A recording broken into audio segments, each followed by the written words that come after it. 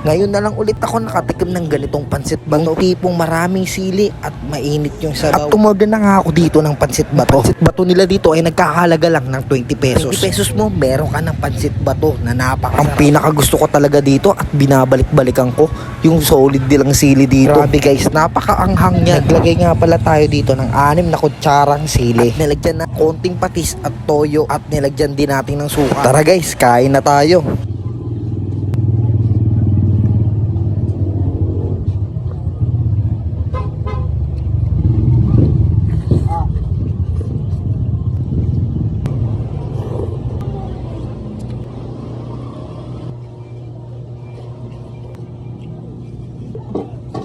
Kapaminta.